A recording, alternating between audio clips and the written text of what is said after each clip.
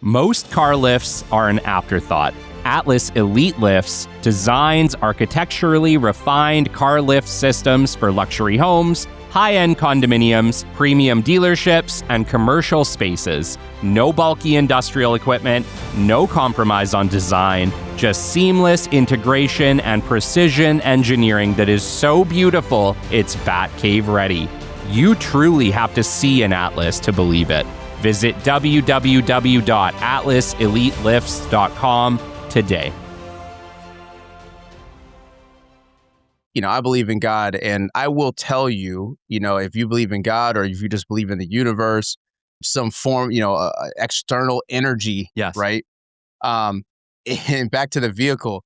The thing is, you could go real fast in one direction in a vehicle, but God or the universe will course correct you. Yes. Whether you like it or not. The great Mark Cuban once said, "Business happens over years and years. Value is measured in the total upside of a business relationship, not by how much you squeezed out in any one deal." And we couldn't agree more. This is the Business Development Podcast, based in Edmonton, Alberta, Canada, and broadcasting to the world. You'll get expert business development advice, tips and experiences, and you'll hear interviews with business owners, CEOs, and business development reps. You'll get actionable advice on how to grow business. Brought to you by Capital Business Development, capitalbd.ca. Let's do it. Welcome to the Business Development Podcast. And now your expert host, Kelly Kennedy. Hello, welcome to episode 342 of the Business Development Podcast. And today, back by popular demand, it's my pleasure to welcome once again to our stage, Jamar Jones. Let's go! Whether you're meeting him for the first time or you caught our last conversation, buckle up, because today will change the way you do business forever. From rocking hip-hop stages with icons like Snoop Dogg and Common to building Foureva Media, a powerhouse branding agency trusted by Marcus Lemonis, VaynerX, and Red Bull, Jamar has mastered turning stories into influence, connections, and real results. He's an author, national keynote speaker, and a master of building authentic networks that pay off. Today, we are going to dive deep into how to 10x your network and craft offers so magnetic they close themselves. This isn't fluff. This is your blueprint for building genuine relationships and creating opportunities that scale your business fast. Get ready to take notes, take action, and level up in ways you didn't see coming. Jamar, it's an absolute pleasure and honor to welcome you back to the show. Man. Dope intro. Love it, man. I'm happy to be back, dude. Your energy is contagious. And there's every time you meet some people, man, and you actually really connect with people. Yeah. And this is that. So I'm so happy to be back on the show.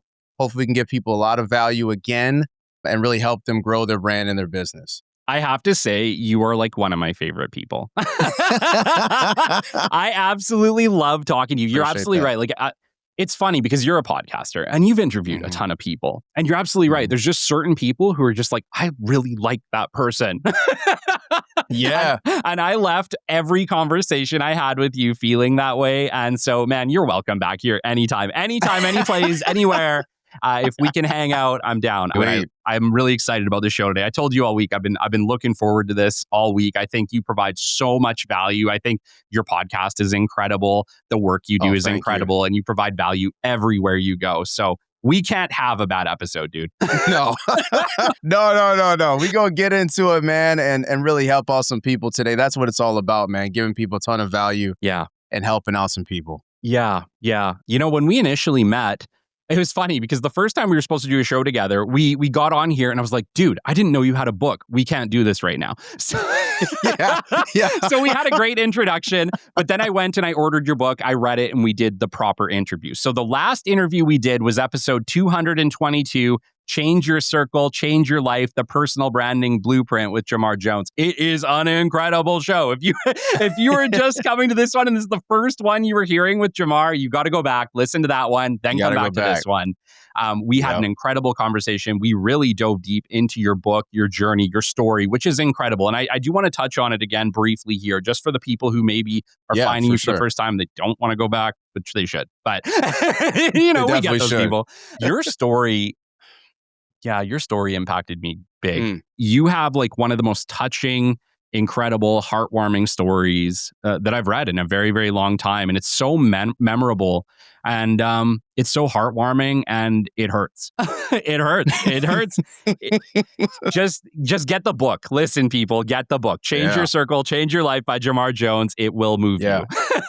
It is incredible. I'm so glad it moved you, man. I mean, it's really, the book was built to help change anyone's life. Yeah. So personal or professional, of course, depending on the podcast, I focus in on what those, the audience really needs from it. Yeah. And so I think for your audience, yes, it's like a personal branding blueprint of really discovering your self-awareness. So how do you unlock your self-awareness? How do you look at your own current circle and say, hey, how did I get here? Yeah. And how do you assess and have an actual audit of your current circle?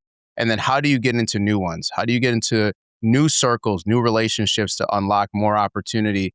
And I really believe that if you can get into other circles and really hone in on yourself and really know what you're working with currently, and if you know how to navigate and move around those spaces and get into these new circles, like anybody can change their life. Yeah. It's actually, I think, statistically impossible for you not to change your life for good or for worse, right? I mean, I always say that, like, I hope that you use the book for good. You could also use the book for evil, probably, depending on what your goals are. Yeah. But, I guarantee, I say, hey, the how-to guide to change anyone's life. I didn't say how that life would exactly change. It will definitely change your life, though. Yes. And to put it back into Marvel superhero analogies, you can become a villain or a hero. Yes. Depending on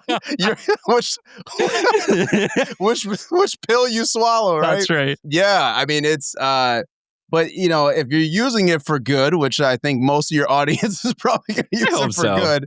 It's really a map, and also the book is action items. It's real steps that you can literally do as you're reading the book to implement right then and there to actually get the results right away. So it's not one of those like philosophy books and then you're just kind of like sitting back, okay, how do I do this? Yeah. I'm walking you through stories and I'm walking you through actual action steps to take to actually get the results that you're looking for. Your story is so touching because I think it's one for the moment, right? Like, we're living in a time of a lot of change. We're living in a time where reinvention isn't the oddball thing that's happening. It's literally the rule, right? And you go through one of the craziest reinventions I think we have had on this show, period. And like, we've interviewed a lot of people, dude. Like, you're like, there's this point, like, I think we've interviewed over 170 people.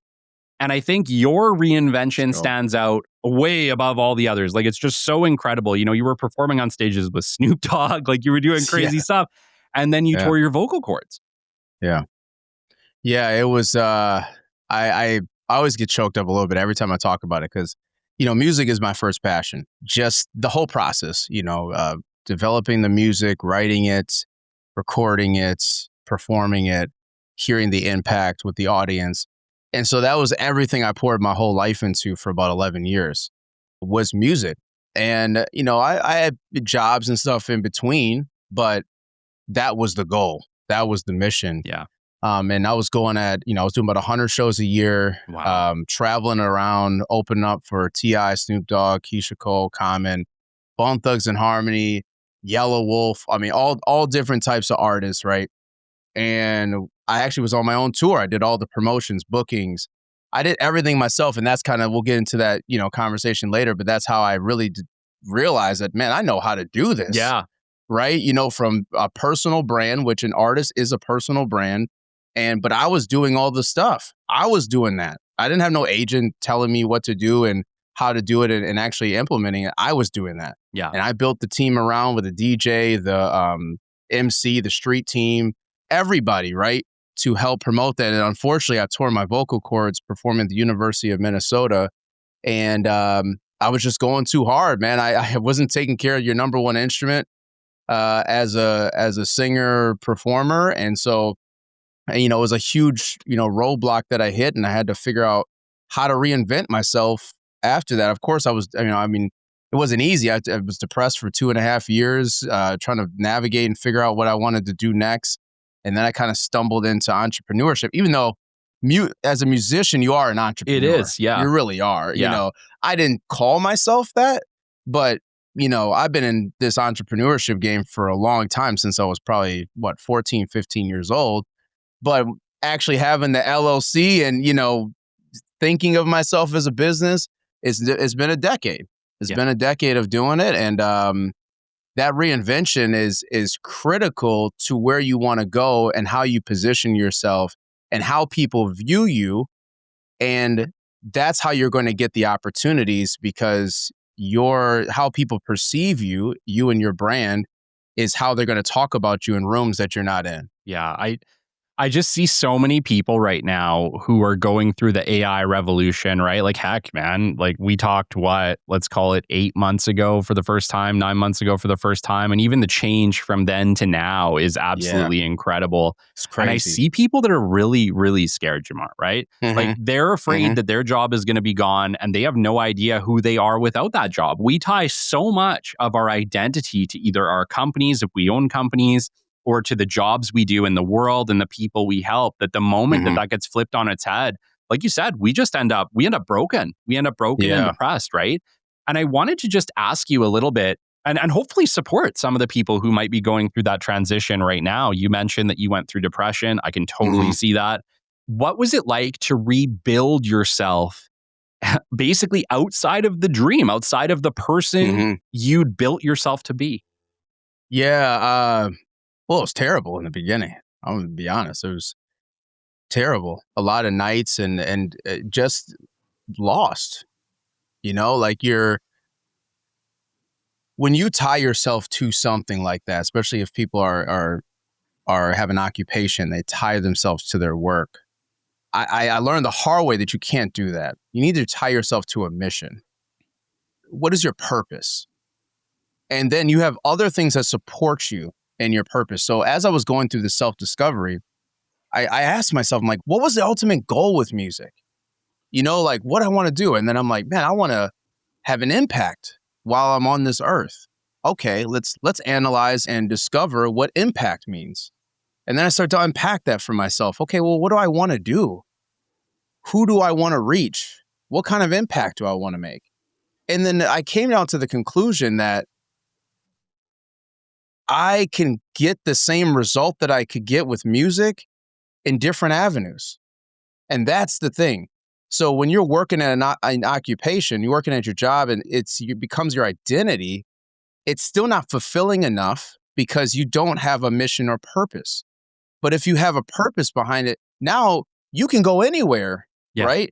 And you can go in other vehicles to be able to live in your purpose and the mission that you want to do, so you feel actually fulfilled in what you're doing. So yes, there's things like that music just can't touch, with other things like entrepreneurship. Yes, you get highs, you get the lows, you get all that, but man, there's nothing like. I bet. I can't imagine. Yeah. The biggest crowd I performed in front of, I think, was around 9,000 people, and that's when I opened up for T.I. Yeah. Crowd, you couldn't see the back. Wow. And there's just nothing like it. And then there was this one moment where we kind of kept singing this chorus, and like the whole crowd kept, by the end of the song, they got that chorus. And oh my God, the feeling is impeccable. But I would say that, and I do keynote speaking, and it still ain't the same, right? If you have a big crowd. But I'll say that the vehicle that I'm in now, I get little elements of that fulfillment, but the goal and the purpose I'm still doing till this day. And so I want everybody to know that don't attach yourself to things that are not going to ultimately serve you in the end. You have to really dig deep and discover your purpose. And to do that, you have to unlock your self-awareness. And that's why I always start with clarity and getting really clear on who you are. And you have to go deep before you can go outward. I love that you touched on the vehicle, because I don't know about you and your company, although I imagine that it's very similar to mine. I'm nothing like the company I started. Right? Like, it has changed so much in 5 short years that even though I still have aspects of what I did in the beginning, it's completely different. And what it was the vehicle kept changing. The opportunity vehicle kept changing, but the goal to educate and inspire and build entrepreneurs and build businesses stayed the same. The same. So even though the ways that I do that have changed, now we do that through, group coaching, one-to-ones. We do it through the Catalyst Club. Like, we're using different vehicles to achieve, frankly, better results than I could in the beginning. But at the same time, I couldn't have seen that. Those opportunity vehicles came over time. They weren't available to me in the beginning, right? And so I think you're right. It's like, if we go into something super short-sighted and say, this is the way I'm doing it, life inevitably is going to make that vehicle obsolete. So you have to tie it to, like you said, a dream, a purpose, a mission, which you can change vehicles. Maybe you can make a greater impact as those vehicles evolve. I believe in God, and I will tell you, if you believe in God or if you just believe in the universe, some form, external energy, right? And back to the vehicle. The thing is, you could go real fast in one direction in a vehicle, but God or the universe will course correct you. Yes. Whether you like it or not. Like, they will literally, something will happen. You're like, why is this happening to me? And that has happened many times. I'm sure a lot of people can relate to that, where you're like, hey, I thought I was supposed to be doing this. And I think even with the example you just said, where you had a course correction, some friction happened, something happened where, or maybe you discovered something about yourself and said, man, I'm really good at helping people and coaching people, and people look to me for advice. I keep getting asked the same question over and over and over again. Maybe my purpose is over here, inspiring and helping and guiding, instead of what the other thing that you were doing. So it's also about self-discovery, which once again is unlocking that self-awareness. And the more self-aware you are, you can be like, okay, I'm seeing the signs, I'm seeing the roadblocks that I go in. All of a sudden you change lanes and you're like, why is this road so easy? Yeah. It's because you're finally living in that purpose and in the right lane. I love that you touched on that. And the reason is that I had never experienced teaching before, Jamar. And so what ended up happening was, obviously the podcast took off, and we started having people say, hey, like, we listen to you every single week. We're getting a ton of value from this. Would you be willing to coach me? Would you be willing to teach me what you're teaching on the show, but in a more dedicated way, right? And then I did like 2 or 3 of those, and I'm like, dude, this is it. This is it. This is the thing I was meant to do. Like, I found so much purpose and passion in it. But once again, I did not know that in the beginning. Right? I couldn't have known that until the opportunity presented it. So, like, so much of your purpose is found. Yes. Yeah. And that's fantastic that you just said that, because the other thing, so we're talking about being in the vehicle. There's a bunch of people that are probably listening that haven't even got in the car yet. The doors are still locked. They're like waiting for someone to hit the beeper. They have been They've been in the car a lot for so long, trying to find the right vehicle. And like, they're going in. They haven't quite test drived it yet, but they're kind of behind the wheel. They're like, oh, I don't know. And then they get out the car. They go into a door. They are not even driving yet, Kelly. Yeah. They ain't even driving. And so the other thing I tell people, you got to just start. You have to just try. And you're not going to get any momentum, any movement on anything that you're doing unless you try. And I know people hear this day in and day out, but the reason why people are hearing this so much from people that are what they deem as further ahead in life is because the difference between that person and you is that person started. Yes. And you haven't started yet. And that's why people keep saying, like, you just got to get out your own head. It's not going to be perfect, and you just have to start. Yeah. Yeah. And then you're going to learn so much through the process. And you're also going to have that self-discovery to navigate, to really pinpoint what direction you really should be going for in the first place. Quick pause here, and thank you for tuning in and supporting the show. I want to recognize Hyperfab, a Canadian precision fabrication company built by the team behind Hypervac Technologies, supporting projects in both Canada and the United States. They focus on high-quality sheet metal, fast turnaround, and solving complex fabrication challenges when it matters most. Hyperfab is proud to be our title sponsor for 2026. Thanks for listening. Let's get back to the show. I've learned more in 5 years of entrepreneurship than I think I did in the previous 20. And that was it, right? Is before I was coasting. And when I became an entrepreneur, I started driving. Yeah. Right? And it's amazing how far, and you can speak to this as well, because Foureva Media is 11 years old at this point? 10 years. 10 years. 10 years, yeah, decade. So you can speak to that as well. I imagine that in your journey, you've learned metric tons in that 10 years. It's amazing, like you said, once you stop coasting, you get in the driver's seat and you just start taking baby steps in any direction, how much you learn and how much the world teaches you. Because it's like, I didn't have doors open for me until I became an entrepreneur. And once I became an entrepreneur, I realized that the doors open for people willing to walk through them. Yeah. And you're looking. Yeah. I think I just put out a post the other day that because there's something that happened that day. And I usually just post whatever's on my mind.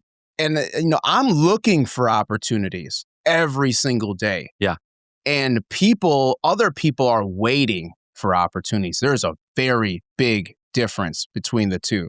If you're sitting around waiting for everything to be so perfect for you to make a move, you will have little to no movement and to getting to achieving your dream. But you're waiting for this thing to be so perfect for you to be able to do something. And I'm not waiting. I'm looking for it. And to what you just said of you're also looking for those doors. And then once you see those doors, you're like, okay, how can I step through this door? Yeah. There's a little crack. How can I open this thing up a little bit more to be able to actually go through the door? And that's the other piece of it. That's why we're saying that you have to actually start trying and then looking for opportunities. And then you have to the door may crack, but you have to open that thing up and actually step through it. Yeah. People are not going to grab your hand and walk you through the door every single time. It fascinates me on how many people are waiting. And then they're like, woe is me, and the world sucks, and the world's against me. My business isn't growing.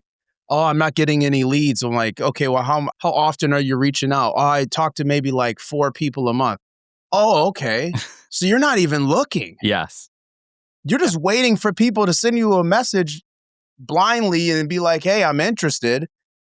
But you're not active. You're not going after it. You're not getting reps. You're not trying to get your name out and have a lot more conversations for a lot more opportunity to actually step through the door. So the amount of people waiting it outweighs the people actually looking. Yeah. You've built an absolutely incredible brand with Foureva Media. I love your website. I love watching your podcast stuff come out. Like everything you do is very exceptional, by the way. And that's a massive compliment.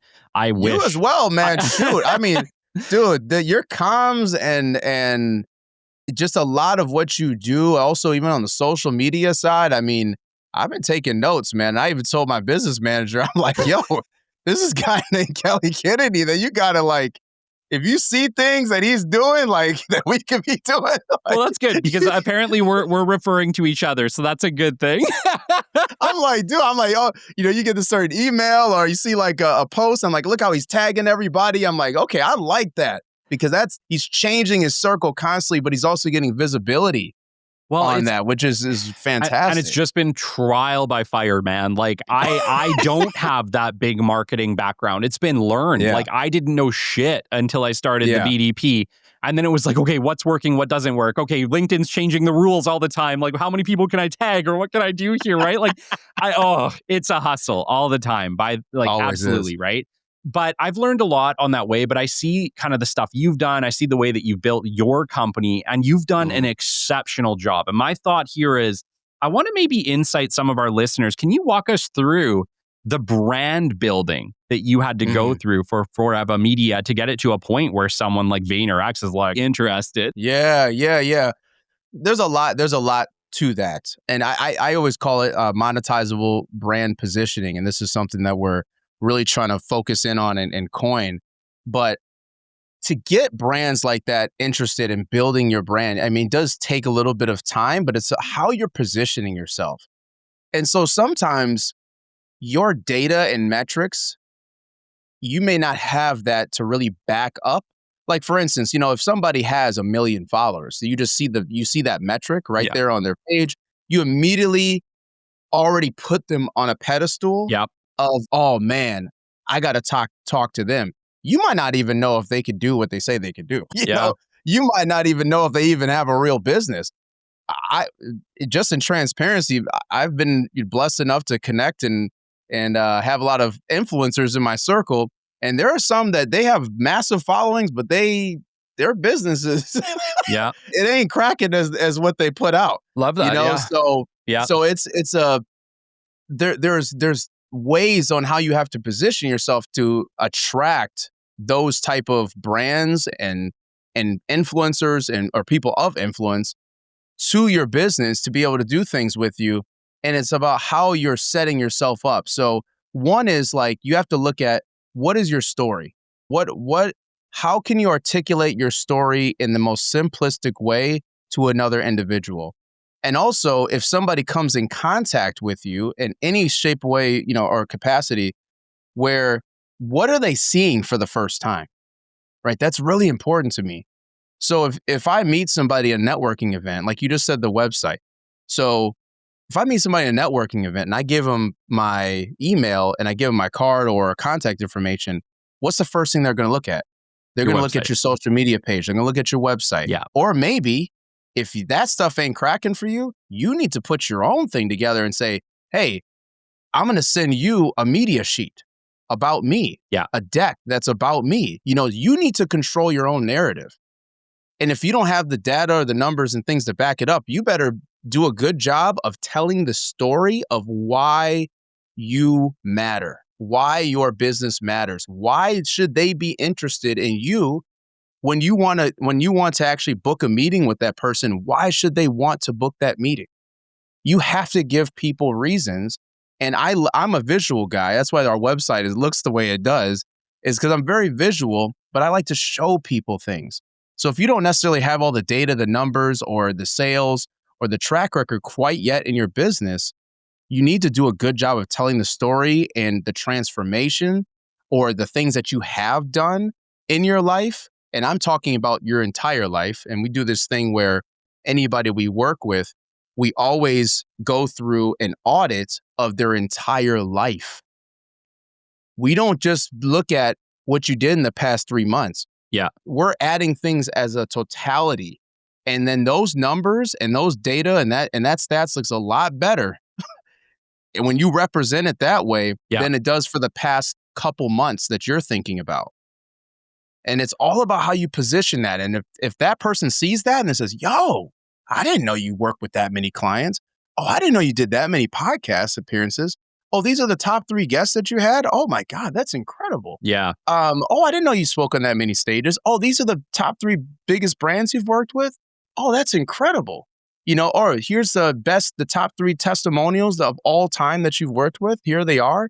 And people can see that, like, these are the things that you can easily hand off to somebody else. And then they're like, okay, let's get a meeting with Kelly. Yeah. Let's do this, you know? And then they show up on that call more prepped and prepared to listen and actively listen. And then, of course, there's other steps after that to be able to change your circle and to be able to get opportunities and provide value. But that at least gets your foot in the door. Yeah. And I think the ability to showcase all of you wherever possible is really important too, right? Like a picture can only tell so much of a story. Words can only tell so much of a story, right? Like if you're willing to put yourself out there, and dude, I've struggled with video. I'm not gonna lie. I talk about this a lot because obviously, as I'm going further and further down this path, I'm having to do much more video. You've gotten better at it too. I've been seeing it. I remember you're like, this is my first video on social media. I know, right? And that was only like a year ago. Like, it wasn't even that long ago where I was like, okay, like I'm doing this thing, guys, right? Like, and it's funny because people think, well, you have a podcast, you have hundreds of episodes, like you must be great on video. And it's like, no, because it's a very different, like, this is awesome. I love this, but I feel this to be like such a non-pressure video, right? Like clips from this show, whatever, right? Like they're great, but it's just a conversation. But it's also a conversation, which is different. Like I can feed off you, you can feed off me. When you're picking up that phone and you're shooting yourself, it's like everything just goes out the window. It's like, what the hell am I saying? What am I talking about? Why am I saying this at all? I'm not going to do it. And it's so funny because I'm still struggling with this all the time. Sometimes I shoot it and literally, dude, I'm recording multiple times because on my phone, I don't like the whole like pain in the ass of like uploading it to my computer, running through the script, whatever. So it's like, okay, it's easier just to shoot the damn video 3 times and hopefully not mush mouth than it is to edit the damn thing. Get it to one take. So you can just post it, man. But the point is the reason I put myself through this hell is that I realize the value of people hearing my voice, seeing my facial expression, seeing the smile. You're actually conveying who you are, and that's what people care about. Yeah. I just heard a podcast that I just watched. Is the Social Proof podcast. David Shands, he's a really dope guy. He's on my hit list actually to meet. Amazing. I always have this like hit list of people I'm going after next. So we gonna make that happen. But and he just interviewed Brad Lee, and he said this one line which I was like, oh man, am I doing that? He said, you to build a personal brand, you need to flood the internet with your face. And I was like, I'm probably doing that a little bit, but I'm not flooding it. And it changed my thought process on like, okay, how much am I actually doing? And then we just had a podcast with Hala Taha, which is coming out very soon. It'll probably be out by the time this comes out.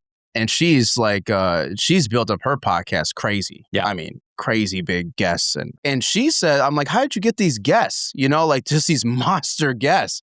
And she literally was like, we're sending out thousands and thousands of emails to these people to pitch them to come onto our show. And then it got me thinking, how much am I actually doing, to get these guests? Yeah. Oh, if I'm doing a 50 or a couple hundred, she's doing 1,000.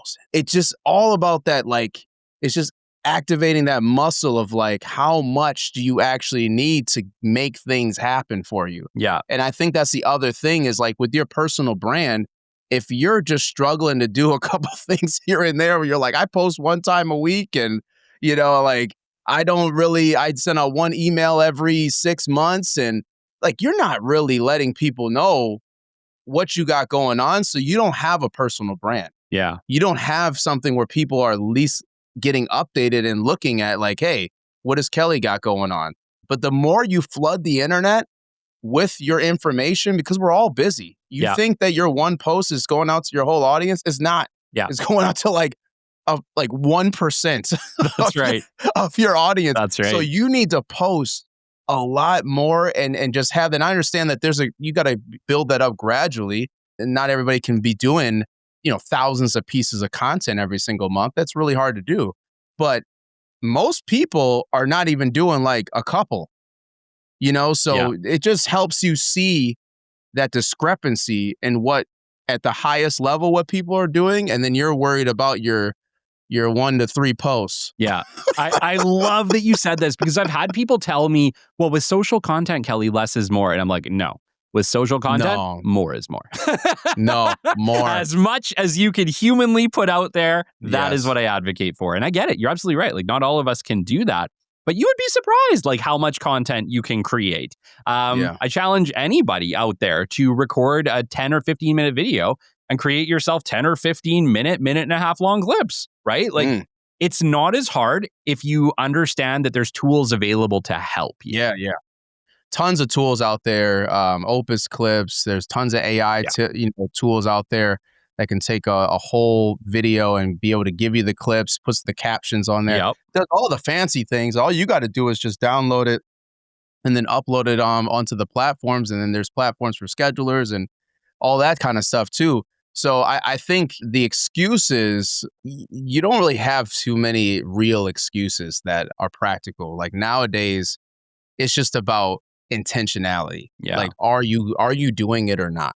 Well, it's kind of cool because you were doing it before it was cool. I mean, I was pouring. I just, as a music artist, that's just what you do. Yeah. You promote yourself, right? Yeah. You just pump it out like constantly. And we're actually working on something currently where I'm like telling my team, like, I want to do more. I want to go at least 3 reels a day. Yeah. And just, that is one thing that I'm like, we got to up our game. Even me, like I got to up my game on, because you hear what Gary Vee or Alex Hormozy or how much content they're putting out. Yeah. Grant Cardone, you see how much content they're putting. I understand they have full teams and all this other stuff, but I'm like, man, we need to strive for that, to flood the internet, because just think about how much traction that can go. And then you have something selling for you. You have something pitching for you at all times while I'm sleeping in my Snuggie, man. Yeah, it's funny because me and one of my really close mentors yesterday were having a deep conversation on marketing. And what I said to him, I kind of came to a bit of an epiphany, and I'd love your opinion on this. But I was just thinking, I'm the worst person to sell myself. Like, I'm too invested in me. Anything that I say about my business, my brand, my podcast, my coaching, my club, yeah, of course I'm going to say that. It's me. I care about it. I want it to be successful, right? And what we kind of came to as an idea was, and we can use those examples, the Grant Cardones of the world, the Gary V's, other people share their stuff viral everywhere, right? It's not them. Sure, they put it out there. Them alone, no matter how much money they throw at it, they can't move it. They need people to get behind them and say, yeah, me too. That's awesome. I'm going to share that, right? That's, I think, what we have to strive for. We have to make such an impact that other people want to talk about you. Yeah, you're spot on. You're absolutely spot on. And so in the music world, we call that co-signing. Okay. If you want to, and also we call that collabs. So like a podcast is essentially a collaboration of 2 different brands, right? Yeah. Coming together, and that person on your platform is now saying, hey, I rock with Kelly. Yeah. Because they decided to hop on your platform. So they're giving the green light that, hey, this is a dope platform that people should care about. So I think that you're 100% right. And that's why I often tell people, like, to build thought leadership, to build authority in your industry, sometimes the easiest way to do that is to start a podcast. Yeah. Because you're able to bring people on, and it's not just you saying like, hey, this is cool, this is cool, this is cool. You have other people saying that too. And the other thing is like in getting cosigns, so getting other individuals to say that, hey, I rock with Kelly, or I rock with Jamar. Yeah. And people can do that through podcasts. You could do that through events. There's a great way to do that. You could do that through client testimonials. So if you have clients that you're working with, like, showcase those testimonials where they're ranting and raving your name. Yes. So you're not the only one shouting from the rooftops, hey, look at what I got going on. Another way is to simply just do like lives together. Yes. You could do an Instagram live. You could do a Facebook live. You could do a LinkedIn live. Just have those lives together where you're having a conversation with another individual. And then somewhere in the conversation, if you can get them to kind of say like, like, hey, man, this is awesome. Like, I love what you're doing. Yeah. Take that clip and then be able to post that. So there are ways to get those co-signers in your business, a collaborative post as well. Like you can get, 2 different people, like your page on Instagram, and then you can get somebody else and do a collaborative post that way you're getting out to a broader audience. There's a ton of ways. But yeah, I 100% agree. You do need that, but that once again comes down to your brand positioning. How do you strengthen your brand positioning? By making sure you're not the only person that cares about your brand. Yes. You know, like Nike has a bunch of brand ambassadors, athletes, influencers, all these people that are wearing their brand. Where's the CEO at?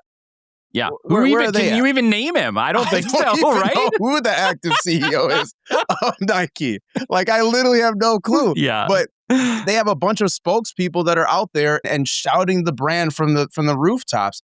So you have to do those things to grow your brand. And too many, especially small businesses, are just so focused on themselves, and they're not making it a community. They're not making it where a lot of people can have some stake into what they're doing. And you're not even asking, right? And the funny thing is that I think most people, if they like you, they want to help you, right? Yeah, and they're just 100%. waiting for you to say, hey, Jamar, could use your help, man. Can you mind talking about my show or just something I got going on? Because I'd appreciate it. And I'm sure you'd be like, yeah, dude, no problem.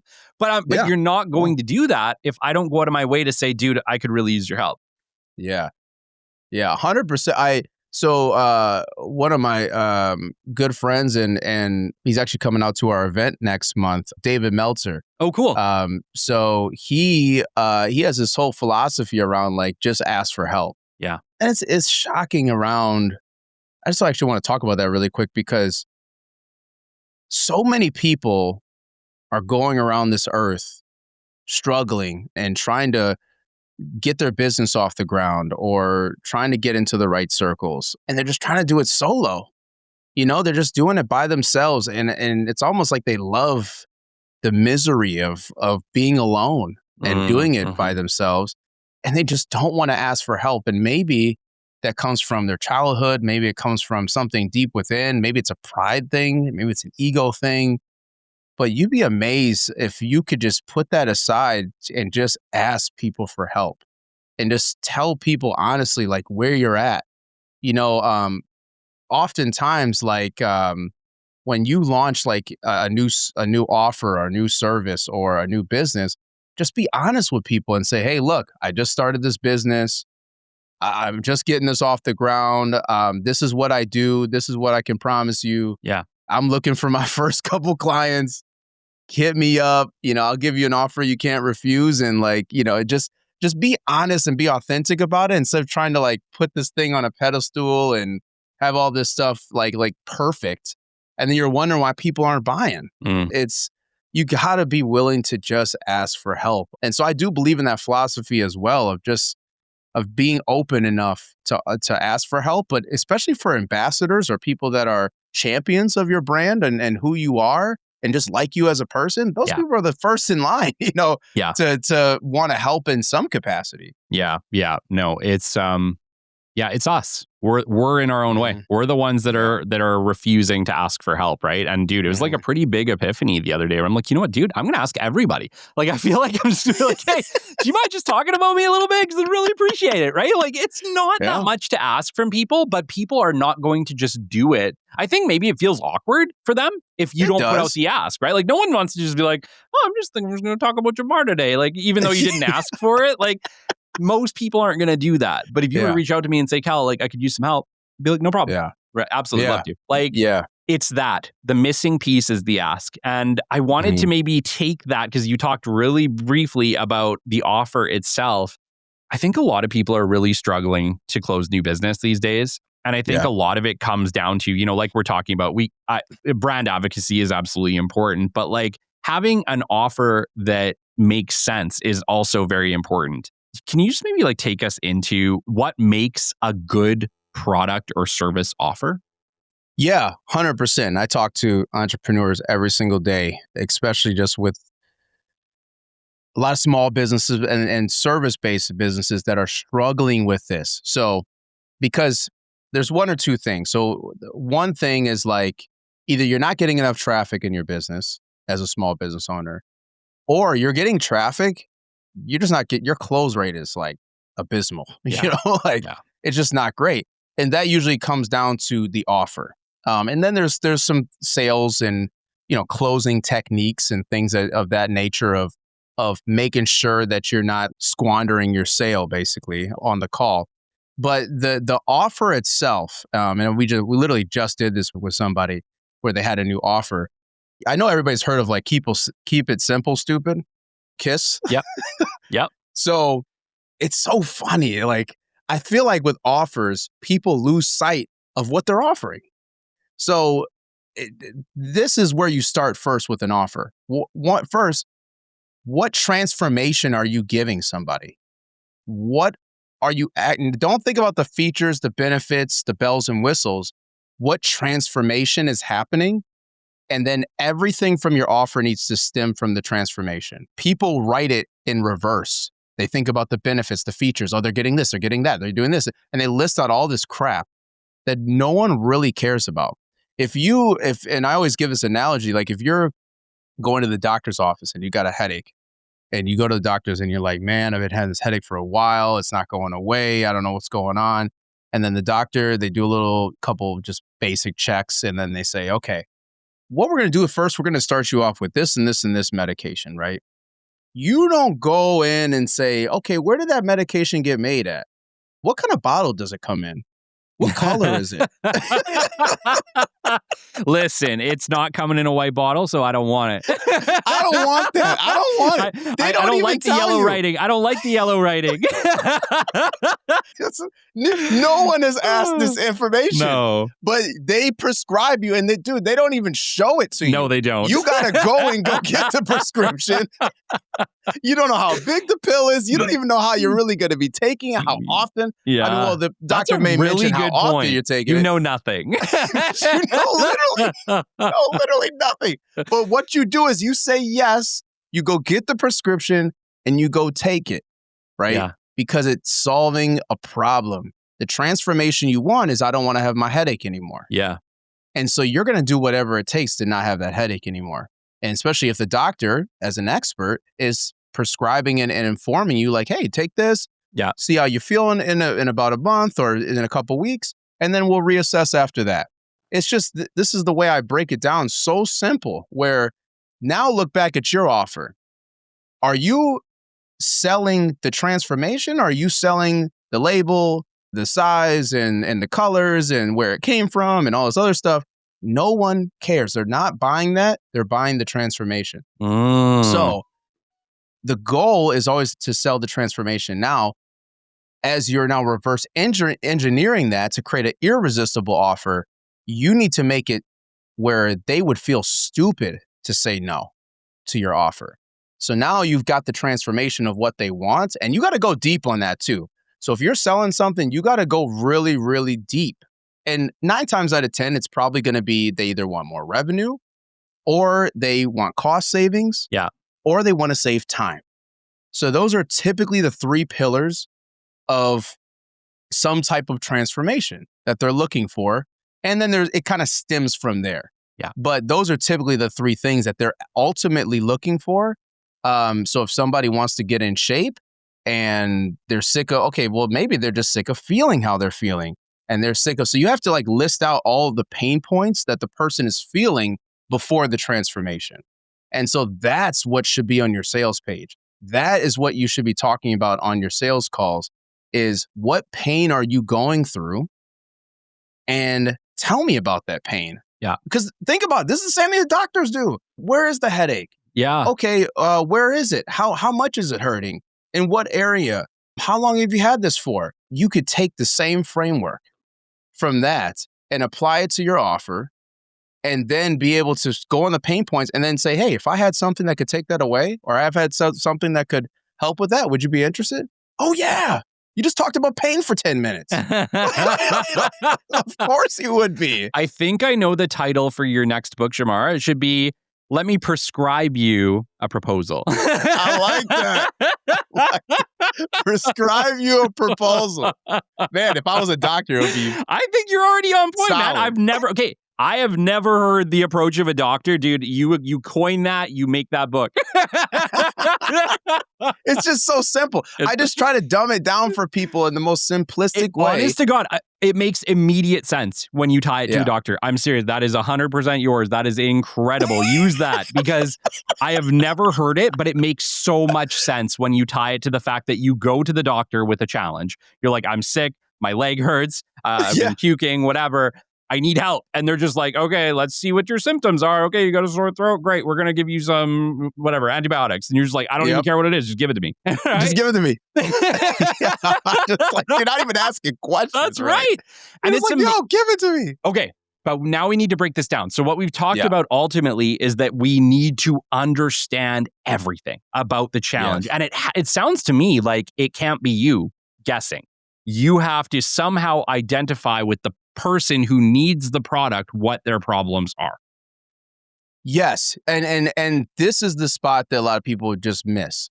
So one is that you need to really get hyper clear on your target avatar. Who that transformation that you say that you could do for people, who is that ultimately for? And we got to go deep on that. You can't be like, oh, it's for everybody. No, it's not. If you're speaking to everybody, you're speaking to nobody. Yeah. I know people have heard that before. It is so true. Somebody literally just said that on a call that I was on, and they're like, well, it's for everybody. I'm like, probably. Yeah, probably. But I said, there's probably things that you don't want to be doing, right? That's right. And that's a great way to kind of to challenge that. It's like, oh, it's for everybody. Everybody needs this. Okay, well, what are things that you're not willing to do? Yeah. Who are people that you're not willing to work with? Let's go in reverse. Think about the worst client that you've ever had. What happened there? What maybe that person or that scenario you don't want to go through again. Yeah. Now that's a parameter of that's going to shrink down that target avatar, and you just want to get so clear on who that is, and then what pain are they really going through? Once you get clear on who that is, what pain are they going through? And then if you can really tie the pain to the transformation, then it's so easy to talk about, especially if you actually can do it. And then that's the other piece. There's some entrepreneurs, that I've coached and mentored and advised before where I'm like, you say that you're good at this, but you're actually good at this over here. You can't promise this. And then there's that realization point of like, holy crap. Yeah. That's why I'm not getting any sales. Because also people can smell that BS from a mile away. And they're like, have you done this? How many people have you done this for? You ain't even doing my this. brother. You ain't even doing this. Yeah. Well, and I think maybe that's the other side of it, is that social proof aspect, right? Like that's why testimonials are so powerful, because someone who has no tie to you, hopefully, is saying it worked. Yeah. And that's the other piece. So as you're going through this, you need, there's two different things I can give you for answers for that. So one, if you have a business that you've been around for a while and you've have had clients, a lot of times as an entrepreneur, we're so busy just in the business, right? And we're not working on the business, unfortunately.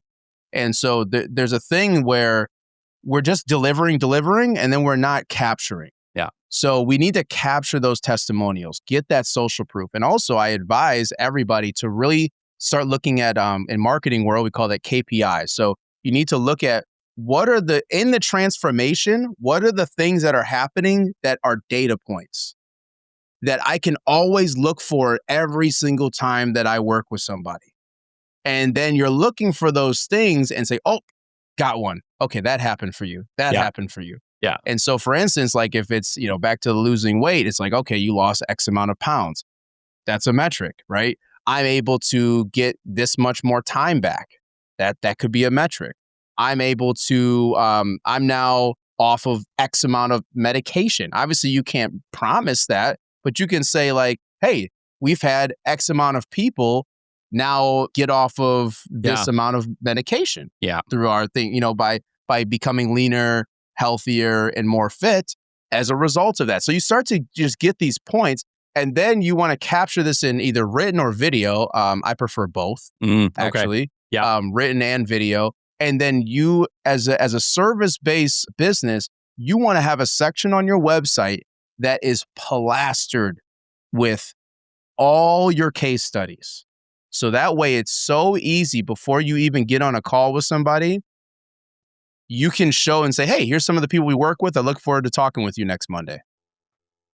Yeah. They look through that whole page and they're like, holy crap. Now you got to start building it, right? But as you start to add those videos and photos and stats and all this other stuff, and you just make that page as long as possible, just keep adding to it like a cake of layers. Just layer it every single time. More. So that way they're just like, how many people? What in the world?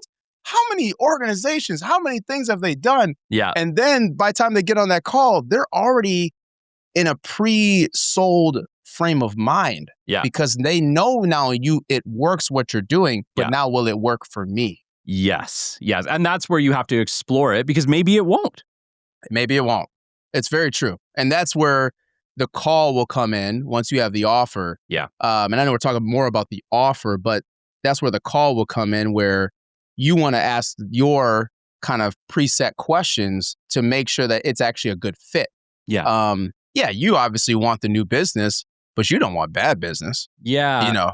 One other thing that I've noticed over time in sending many proposals is that if we didn't agree on what was going to be in the proposal ahead of me sending the proposal, it's pretty much always led to headaches or potentially a flat out cancellation.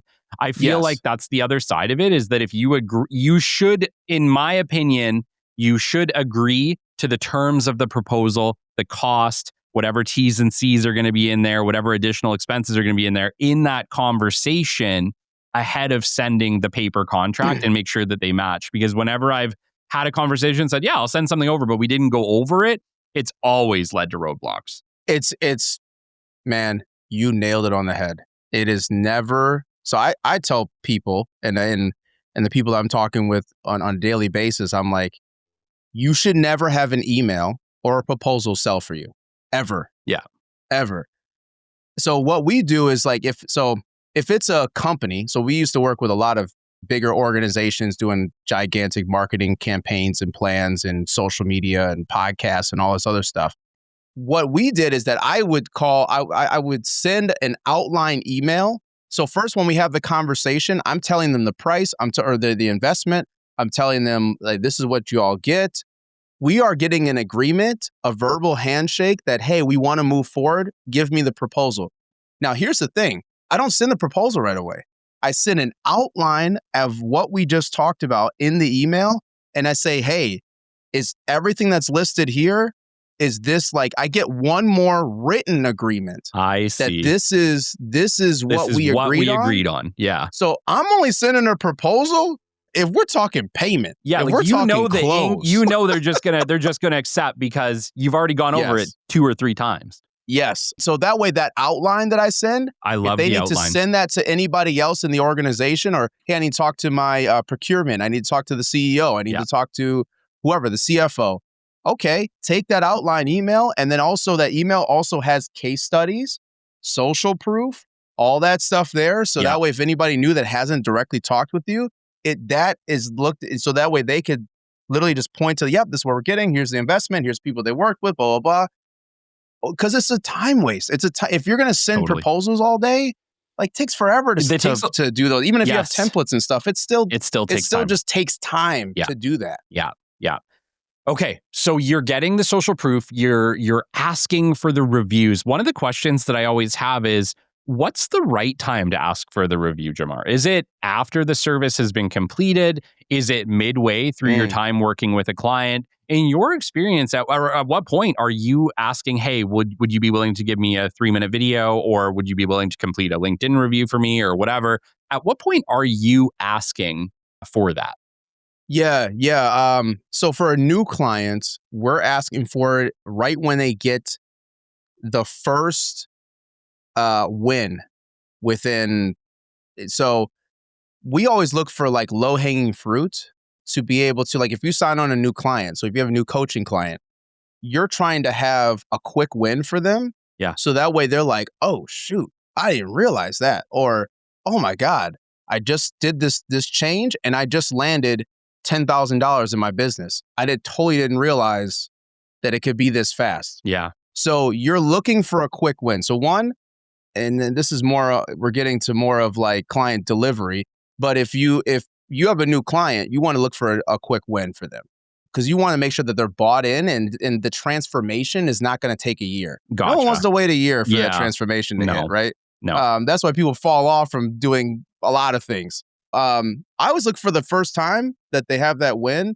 And then we look for, of course, the end of the engagement. So whatever the end is, I would say about a month or a couple weeks before the end of it, we're asking for the testimonial. Okay.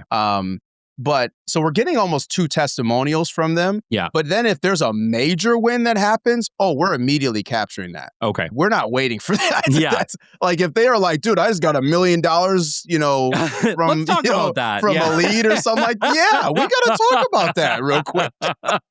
Okay. So what you're saying is, I think most people are asking once, and you're saying, no, ask for the quick win as you're closing to near the end of whatever your transformation is. And then if there's something big, then 2. So potentially up to 3, maybe more. Yeah. And I wouldn't overdo it with the person. And obviously it depends on the type of person and that type of stuff. And then also the testimonials can be a little different too. Yeah. So if it's like, oh man, this person's just cruising and they're just keep getting wins, obviously you don't want to keep asking them again and again from the same guy. It's like, yo, you got 20 videos from the same guy. It's like, okay, you gotta so it might be a written thing, or it might be like, hey, dude, hop on my podcast. Yeah. So that might be the testimonial, Sure. right? Because you're giving them value once again. Yeah. So there's different ways of doing this than just asking for a video or for a written or fill out this form. I think there's different ways to do it, but definitely the first one, like that first win, and if they have an aha moment, it's a big win in their business, you got to capture that. Get it while the dopamine's high. And then also, that's the best time to ask, do you know anybody else that needs this? Okay. That's the other thing. That's more of a referral thing. Yeah. But like, who else needs this? And like, man, dude, I didn't realize, blah, blah, blah. Oh my God, my buddy Jeff, man. Yeah. Jeff's always talking about that he needs blah, blah, blah, blah. Yeah. And then that's how you build on that referral. Yeah. Momentum. And I've been shitty at doing that. And I know a lot of companies are. I like I said, it was like a big epiphany the other day that you really need people to talk about you. Oh yeah. To make that referral, to make that connection, because you're I truly believe I'm the worst person to sell my company. I think someone else has to do it, right? Yeah. We need those advocates. We need that It's community. always better though when somebody else sells for you. Totally. And that's why I love events, because so the other thing is, if you can get your clients to talk with one another, and create community, that's powerful. Totally. So yeah, if you can develop that in some way, shape, or form. So let's say you have clients in your business and maybe you just host a quarterly client appreciation event and you're bringing everybody together. Yeah. And you're getting them talking. Like, you got to create those experiences, because also that's where, and also those client appreciation events, I also advise people to have them bring like a +1. Yeah. So somebody that's not a client. Yes. And they just get soaked up in that. So that's why we do like Foureva Media. That's why we do retreats and we do these like dinners and these meetups and stuff, because we're bringing people into our ecosystem. And then once they get a little taste, man, they're like, yo, they're this drinking is the crazy. Kool-Aid, You put me on a billboard in Times Square. What I the like heck? the Times Square billboard. Yes. That is a perfect segue into 10X networking. I want to talk about a principle that you champion, which is called 10X networking. How, I think many of us are struggling. It's funny, in a time where it's easier to connect than ever, I think people are struggling to know what the best way to connect is. Is it those in-person events? Is it building your LinkedIn or your Instagram? Is it becoming an influencer? And then the other side of that is it's actually not easy. As someone who's been in podcasting a long time, I've built a decent network as a Canadian. 20,000 ain't nothing small for a Canadian, but it's a lot of bloody work. I'll tell you that. Yeah. It's a lot of work. So as far as the networking, in person, I feel like is the most powerful. Yeah. As far as with networking. And so there's just something to say, like, if you get a certain opportunity, sometimes you need to take the extra mile and figure out how do you do this in person to kind of leave that lasting impression. Yeah. And just some of those intangibles that can happen with networking. So in person is definitely the best way to do it. Once again, like when it started at the beginning of this podcast, it's also, though, having your brand position to be correct to maximize everybody that you're meeting as well. And so a lot of people are just kind of meeting people with no agenda, no framework. They're just kind of like, yeah, if I bump into people or through conversation, I'm going to talk about me the whole time. So they're not intentional about how can I maximize the relationship? So every time I'm meeting with somebody. So I guess let's start this first. How am I meeting so many people? Okay, let's start there first. Sure. Yeah. So I think number one is how many reps are you getting out there? So on LinkedIn, on Instagram in particular, dude, I'm DMing like a fiend. Yeah. I'm up in the DMs, man. I'm gonna slide to your DM and I'm looking to start conversations, right? Yeah. That's the only way to kind of get the ball rolling. And the thing is once again, about your brand positioning, if you are also doing the other things of content and you're helping people and that page is growing, once people click on your profile, they're like, oh, this guy looks interesting. Okay, let me respond back to his message. It becomes a lot easier. But if you're not doing these things, this on the digital side, this becomes a lot harder because you don't have any proof of anything, of even any identity of who you are. But if you have that plastered around your content and your profile, it becomes a lot easier. It's the same thing like a dating app. If your profile is basically empty, and you go to your dating profile, and you're like, yo, I don't want to do anything with this person. Yeah. I don't even know who this person is. That's I'm not going to respond back to your They don't even message. have a profile photo. What the heck? You don't even got a photo. So I'm not going to reply back to it. So some of this is like, once again, it's the positioning. And so me and my team, we're doing hundreds of starting conversations every day. Yeah. Every day. Wow. And so I want people to hear that, because your couple messages every week, that's not enough. You need to be starting these conversations, and you need to be constantly posting, because you never know when they're going to come into your world, into your network. Yeah.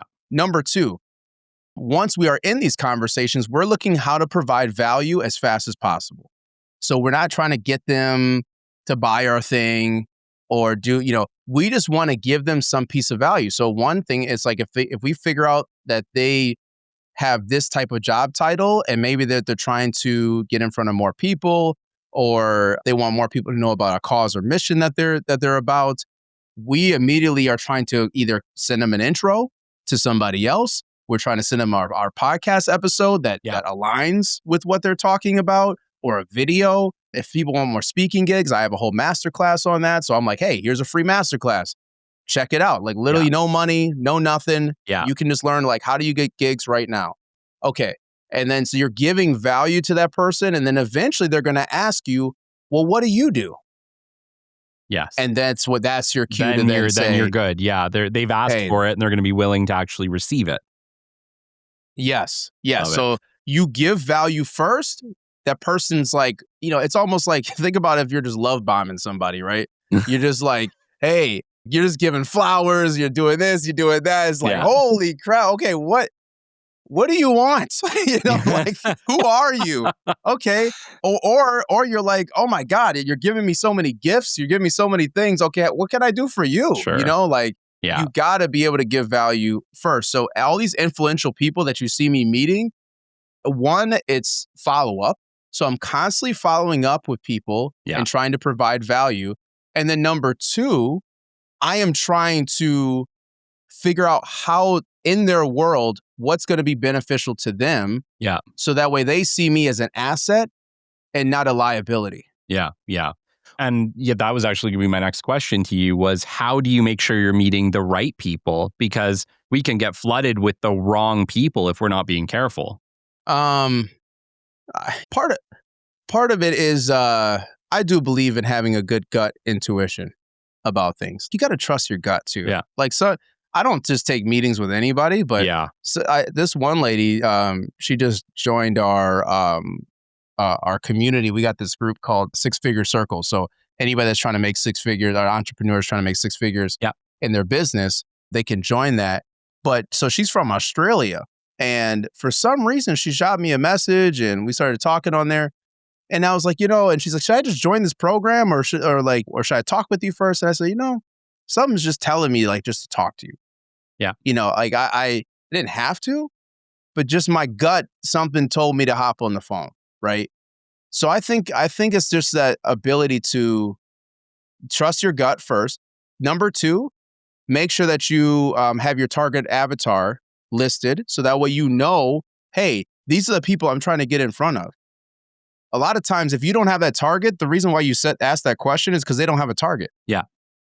They're just taking meetings. Yeah. Just taking, you got parameters that you can set of being like, hey, this person kind of, just by looking on the outside, I can see that this person might be qualified to talk.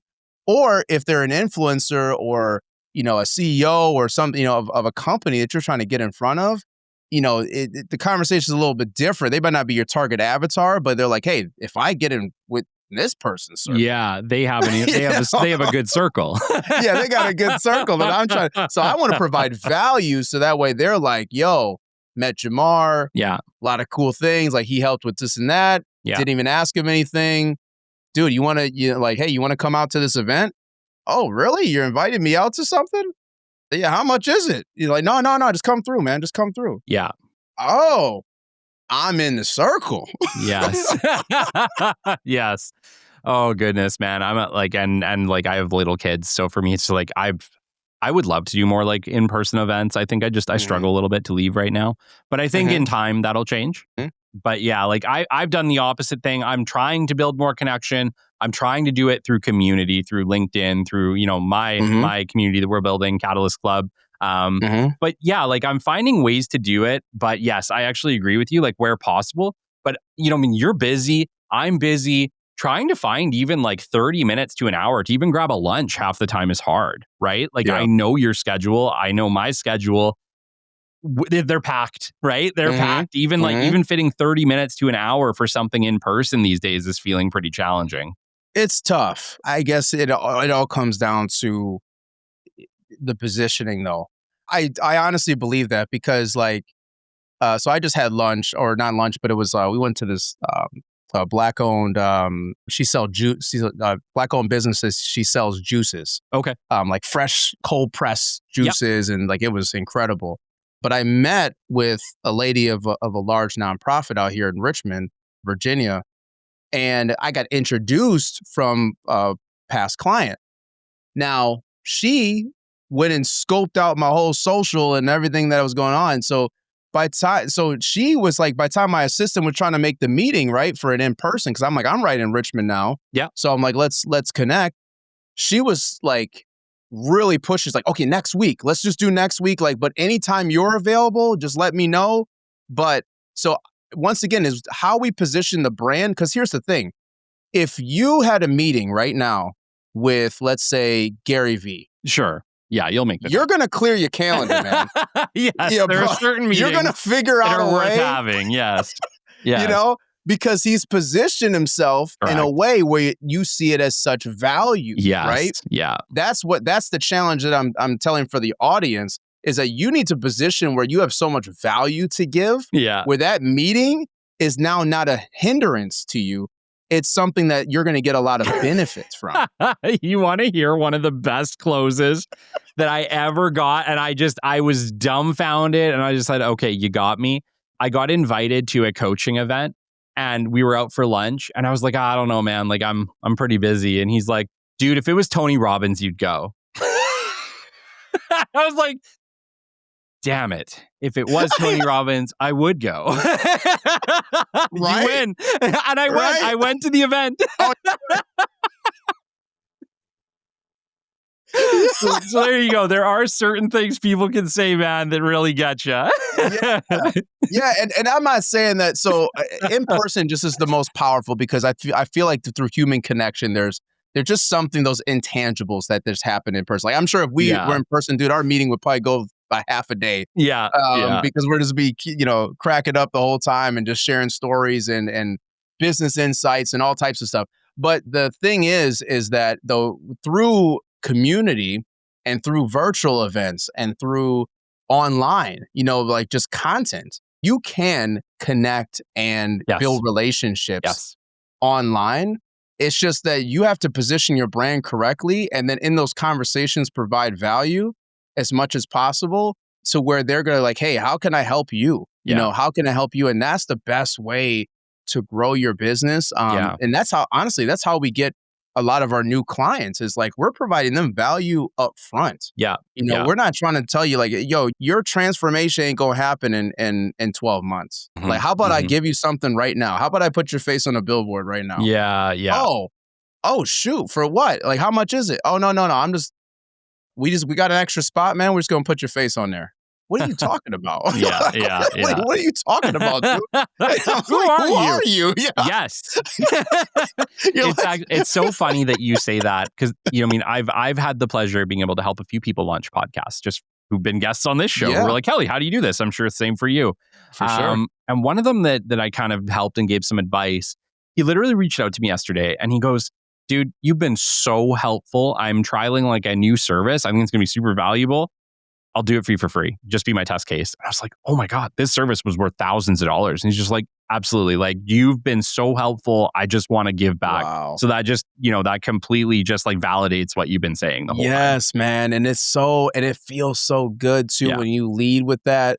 And then that was also the missing piece that I was going to tell people, that if you're just starting your business and you're looking and you don't have those testimonials, exactly what you just said, you need to go find people and offer it for free. And then say, hey, if you found value in this later on, you can continue. And then this is the price and this is the value that it is. But I am selfishly doing this because I do need case studies. Yes. And so that's a really good way to get a couple of good case studies under your belt. And that way they already know, like, hey, the only thing I ask for in exchange is just a video and written testimonial. And that's a great way to at least get those under your belt. So that way you can just stamp and repeat. But yeah, it's the key, man. It's in marketing, we call that a lead magnet. So like, how do you give somebody a lead magnet? How do you give them something of value up front? So then where they receive it, they're like, oh man, what else you got? Yeah. It's just like good. I think there's more there. When you going around in the food court mall, when malls were cool back in the day. In food court, and the Chinese, the restaurant was like, hey, you want to try some General Tso chicken? Yes. General Tso chicken, the sweet and sour chicken? Oh my gosh. And then they're like, okay, what else you got? Yeah. You've probably heard of it. Have you heard of West Edmonton Mall before? Yes. Okay. Yes, so that's Edmonton. That's in the town that we're in. So as a kid, I spent a lot of time wandering the halls of West Edmonton Mall. So I totally get where you're coming from. Yeah, and that would get me every single time. They get the little taste test. Oh, yes, like, that is good. Who doesn't love Chinese fully food? Hungry, but I guess I could go for something. That's right. Right. That's right. Oh my gosh, nothing like food court Chinese, dude. Nothing like it. Thank you for another incredible. Like, this isn't just an interview. I love having these conversations with you. So just thank you for being you. Oh, thank you, man. I love these conversations. You ask great questions, and it's like people need to learn this stuff, because I'm trying to break it down to just some of the most basic ways for people to implement this stuff, right? So, and just some takeaways, hopefully, that people can just understand, like, are you doing enough? Yeah. Are you doing enough? Like, hundreds of messages a day. You're not getting leads in your businesses? Yeah. You need to have, and then once you can get it to be an automated system, that, y'all seem to build systems around what you're doing and not just winging it all day. Yeah. I do believe in winging it to a certain degree, but then you do need to have some systems. It works for a while, but it's not sustainable. So you got to find a way to make it sustainable. Especially if you're the driver in your business. It's like a lot of small businesses are. You're the driver. So you need to build systems to help support the things that you're doing. But a lot of times we're just not doing enough. We don't have enough output, that's going outward and letting people know about what we got going on. Yeah. And then number two is like your positioning in your business, your brand positioning is so important. I'm just trying to make sure people really hone in on this. How you show up and how you're maximizing every single relationship, connection, conversation is dependent on how you are perceived from somebody. Yeah. Like we just said, if it was lunch with Tony Robbins, dude, Kelly's going. He's going. That's right. So how do you become, you don't have to be a celebrity or an influencer to be valuable. Yes. Yeah. So, oftentimes like the title CEO of a large organization, you don't even know that person. But if they're the CEO of Under Armour, you're like, oh, I got to meet with that person, Sure. right? Yeah. Because of the brand of who they are, it already speaks for themselves. So just focus on that. And then your sales, your marketing, everything else becomes a lot easier. And you can actually get tangible day by day results because they're in the conversations, they're in the emails, they're in the relationships you have right now that you're just not maximizing. You're not getting the full potential out of your current circle. So you can't even get into these new ones because you're not maximizing what you have. So, and then how do you monetize what you're currently doing is that you have that brand position and then you create that offer that we talked about. Like you get deep into the pain point, you solve a real problem, and you become the only choice that matters for them. Yes. Yeah, this has been super, super valuable. This is beyond the value I thought we were going to deliver, and I don't know why. I should never set That's limitations. All I want to do, man.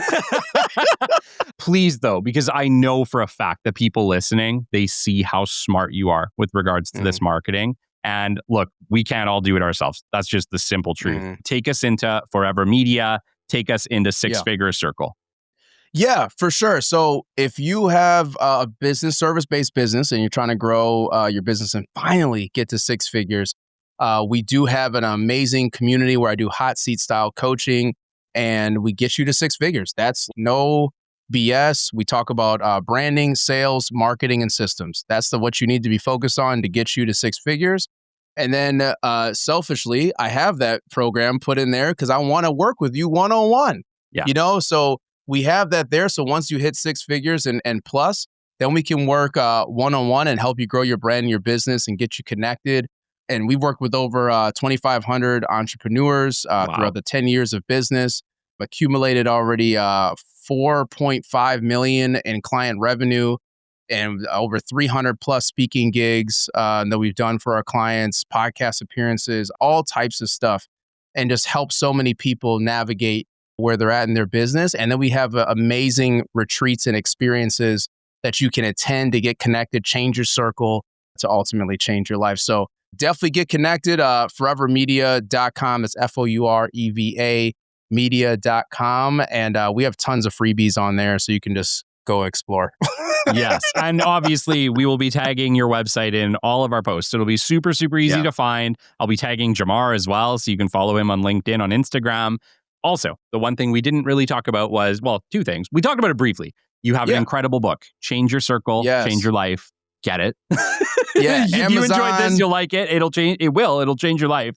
I loved it. It's very touching. It goes over Jamar's life story. Really, it's a biography, but it's so much more. That's what I remember saying that in the first place. Is just being like, wow, like not only did I learn about you, but I learned so much. So much more. And last but not least, obviously, you guys saw. I really enjoy this conversation with him. He's an incredible individual. We didn't talk about your podcast. So he's on my podcast today, but the reality is Jamar has an incredible podcast of his own. He has exceptional guests, and it is called the Foureva Podcast. Yeah, the Foureva Podcast, man. It's so we focus on personal branding, entrepreneurship, and we're sharing stories on there it's the stories and the tactics of how to grow your business. We've had some amazing guests. Yes, you have. There. I can't even. So we've had CJ Watson. He played for the Bulls at NBA. We've had we just had Halataha on there. David Meltzer. We got speaking of Tony Robbins, we had his son on there, Jared Robbins. Wow. Which was absolutely, dude, his episode. Please, people, listen to that episode. I was like, my eyes. I don't know if I blinked during that episode. He was just providing so much value of just your overall life and how we talked about purpose. Oh my God, that is the episode to listen about purpose. I feel like I'm just going to leave this and I'm going to be putting that on. It's like, it's just crazy good. We just interviewed a ton of amazing guests, but then we also bring on other CEOs and other practitioners of business so we can really get down to the tactical tips to really help you in your business. So if it's marketing, sales, automations, email, how to position yourself in your brand, systems, operations, all those things, we are covering those things so you can learn how to implement those in your business. Yeah. And like, obviously, if you're listening to this show, it's your show too. Yeah. 100%. Yeah. Honestly, a lot of my listeners probably need to migrate to your show too, because there's so many nuggets. Dude, always a pleasure. Always a pleasure. I can't wait till our next conversation. And just thank you so much for coming on and chatting with me today. Thanks, man. Appreciate it. And don't forget, everybody, if you could change your circle, you could change your life.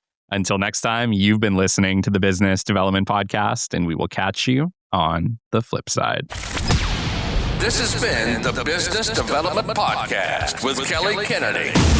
Kelly has 15 years in sales and business development experience within the Alberta oil and gas industry and founded his own business development firm in 2020. His passion and his specialization is in customer relationship generation and business development. The show is brought to you by Capital Business Development, your business development specialists. For more, we invite you to the website at www.capitalbd.ca. See you next time on the Business Development Podcast.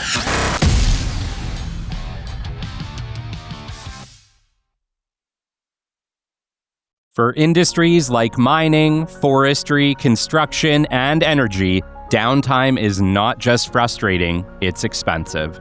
For more than 55 years, Thunder Bay Hydraulics has helped keep critical equipment running through expert hydraulic cylinder repair and manufacturing.